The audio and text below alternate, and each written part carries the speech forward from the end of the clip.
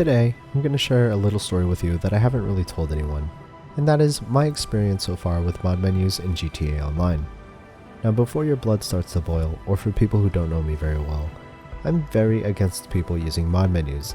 That has always been my stance previously, and that is still my position today. If you know me from my Saints Row 4 videos, I love mods, and I think modding tools should be available in every game. But I think mod menus ruin GTA Online, because it's a competitive environment.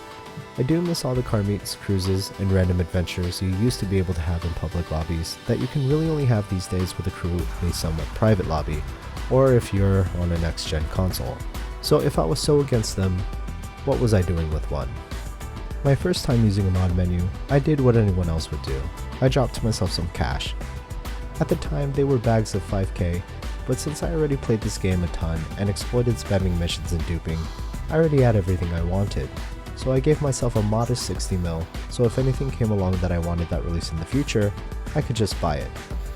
This was back in 2014, about a year after I quit YouTube. So as you know, that actually didn't end up being enough for everything. Now something else happened that not everyone else does. I started looking into how mod menus were being programmed. Now if this is something that interests you, open source code for mod menus do exist, and you can look through them and learn how to do what essentially all mod menus do. Hell, now there are even tutorials on YouTube. Getting into modding and programming is the easiest it's ever been.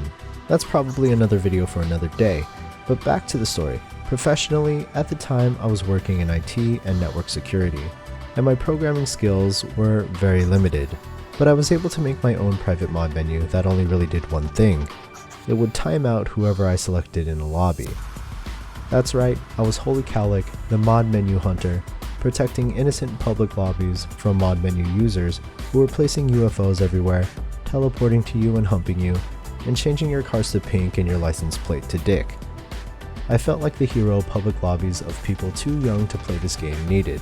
But unfortunately, those times didn't last too long.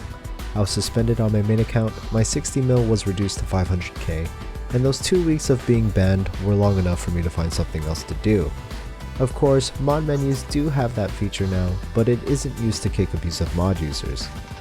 Fast forward to a couple of months ago. I became a pretty decent programmer over the years, I do it now professionally, but as much as I want to, I don't develop mods for GTA. So luckily I still know a few mod menu users who were able to hook me up with some money for everything that came out while I was away. If you're curious about how high cash drops are now, back then it was 5k a tick. Right now, depending on the mod menu, it's 50k a tick, and the most I've seen is 310k a tick. I kind of want to close this out with, I wish modding in GTA Online never existed, but it does.